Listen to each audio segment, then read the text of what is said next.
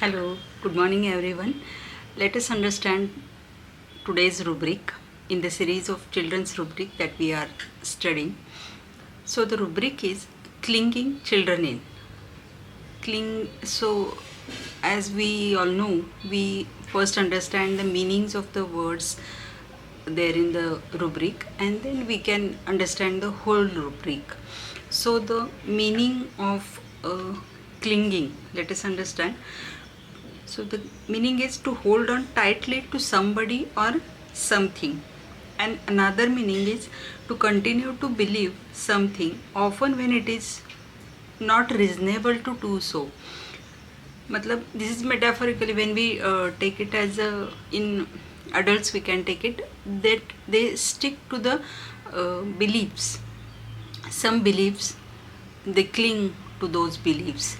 Okay, so here we take the actual meaning of the word clinging, that is to hold on tightly. कस के पकड़ना, हिंदी में कस के पकडणं बोलते उसको, और मराठी में बोलते की घट्ट आवळून धरणे किंवा चिकटून राहणे, कवटाळणे. ओके, मतलब जो चिपक जाता है. ठीक है, तो ये बच्चों वाला रूब्रिक है. इसमें 19 मेडिसिन्स है, जैसे क्लिंगिंग चिल्ड्रन इन, और उसके बहुत सारे सब रूब्रिक्स है जो कि वो भी हम वन बाय वन पढ़ेंगे. तो next rubric is clinging in children. Child awakens terrified, knows no one, screams and clings to those near.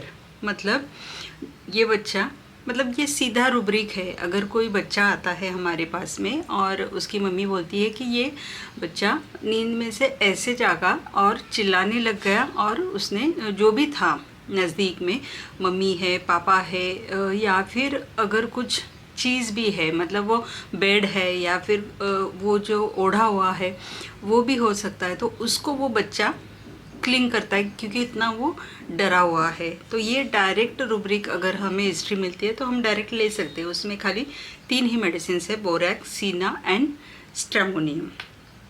Okay, so the next is clinging children in during cough. इसमें भी again 3 ही remedies है. ये भी direct rubric हम बोल सकते हैं. Antim tart, borax and sanicula, this are the 3 remedies. Again the next is in downward motion, at downward motion, clinging children it at downward motion. उसमें भी 2 ही रेमेडीज है, बोरैक्स एंड सैनिक्यूला. बोरैक्स को हम जानते हैं, उसको डाउनवर्ड मोशन का फियर भी रहता है, इसकी वजह से वो बच्चा भी है, तो मतलब ये बचपन से ही शुरुआत है उसकी. फियर जो है वो नर्स को भी क्लिंग करता है. Next rubric is there clinging in children. Child grasp the nurse when carried. मतलब जब भी वो नर्स उसको कैरी कर रही होती है, नर्स का मतलब है कि वो नर्स हॉस्पिटल की नर्स है या फिर जो नर्सिंग कर रही है, वो मदर हो सकती है, कोई अटेंडेंट भी हो सकती है, जो भी बच्चे को नर्सिंग दे रही है, नर्चर कर रही है, तो वो जब बच्चे को कैरी कर रही है तो वो बच्चे क्लिंग करते हैं, ग्रास्प करते हैं, कस के पकड़ लेते हैं. ठीक है, तो इसमें 5 रेमेडीज़ है, bismuth, borax, cuprum aceticum and gelsemium. ठीक है, again the next is clinging in children and screams as if afraid of falling. मतलब वो बच्चा एक तो कैरी जो कर रहा है उसको तो ग्रास्प करता है, उसके आगे जाके वो डरा हुआ भी है और वो स्क्रीम भी करता है, मतलब जोर जोर से चिल्लाता भी है. ठीक है, इसमें भी अगेन 2 ही रेमेडीज है, borax and gelsemium. Then clinging in children, child clings to mother. Okay, मतलब ये बच्चा अपनी मम्मी को क्लिंग करता है, ये स्पेसिफिकली टू मदर है. तो इसमें भी हम स्पेसिफिकली डायरेक्टली बोल सकते हैं कि ये बच्चा हमेशा मम्मी से चिपका रहता है. तो इसमें 15 रेमेडीज़ है. ओके, और एक इसका और एक सब रूब्रिक है कि जो बच्चा मम्मी को क्लिंग भी करता है और फिर उसका हाथ भी पकड़ के रहता है. ठीक है, तो ये भी डायरेक्ट रूब्रिक है. Clinging in children, child will always take the hand of the mother.